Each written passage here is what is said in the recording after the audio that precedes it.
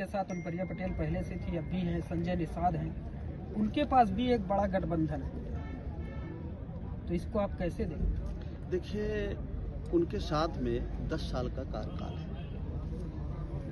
10 साल का जो एनडीए का कार्यकाल रहा, जो बीजेपी का कार्यकाल रहा, जो उन्होंने कहा था कि हम रोजगार देंगे, बेरोजगारी इन 10 सालों में सबसे ज़्यादा बढ़ी है। वो कह रहे थे कि बहुत हुई महंगाई की मार, महंगाई और ज़्यादा बढ़ी है। वो कह रहे थे कि किसानों की आमदनी हम 2 गुना करेंगे, किसानों की आमदनी आधी रह गई। यूरिया की 50 किलो की बोरी पहले 45 की हुई, अब 40 किलो की हो गई। किसानों को उन्होंने कहा था कि हम जो कर्ज देंगे ब्याज नहीं लेंगे, 7-8% ब्याज लेते, उनके कर्ज नहीं माफ। किसानों की समस्या बदते बदतर है। किसी क्षेत्र में एनडीए सरकार सफल नहीं है कि लोग उसको वोट दे सकें। तो जब लोग उनके साथ जाते हैं तो 10 साल का उनका कार्यकाल है, और जब उनके कार्यकाल को देखेंगे, रोज हमारे नौजवान बच्चे, हमारे उनके गार्जियन पेपर लीक हो जाते हैं, महंगाई की बात, बेरोजगारी की बात, अग्निवीर योजना 4 साल के लिए हमारा बच्चा, नौजवान बच्चा जाएगा, और अगर बॉर्डर पर मारा गया तो शहीद का दर्जा नहीं मिलेगा। तो पुरानी पेंशन जो माननीय अखिलेश यादव जी ने विधानसभा चुनाव में कह रखा है उनके घोषणा पत्र में, तो ये सारे मुद्दे हैं।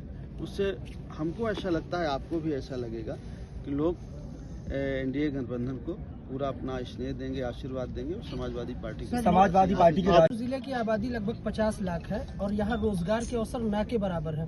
पार्टी ने आपको मौका दिया है, अगर आप सांसद बनते हैं तो यहाँ के युवाओं को रोजगार के अवसर किस तरह से पैदा करेंगे यहाँ पर रोजगार के अवसर?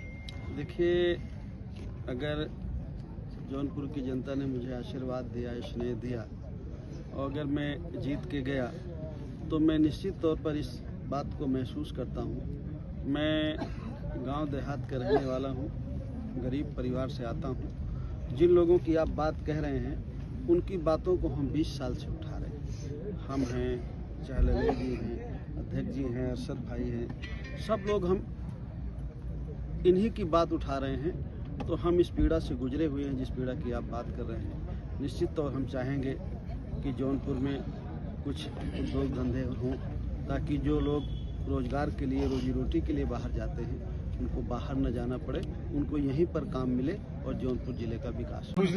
हमारा वाला हमसे लोकसभा चुनाव से पहले देखा जा रहा है कि जितने बड़े विपक्ष के नेता हैं सबको टारगेट किया जा रहा है, जेलों में डाला जा रहा है। आप भी उत्तर प्रदेश में पिछड़ों के बड़े चेहरे के रूप में पहचाने जाते हो, तो ऐसे में कितना चुनौती मानते हैं आप अपने लिए? देखिए, चुनौती तो पूरे देश में, पूरे प्रदेश में है। जिस तरह से हमारे विपक्षी नेताओं के साथ कार्रवाई की गई, खास करके आप अगर झारखंड में जाइए तो जो मुख्यमंत्री थे हेमंत सोरेन जी के साथ, दिल्ली में जाइए तो जो माननीय केजरीवाल थे, जितने विपक्ष के नेता थे सब पे कार्रवाई हुई।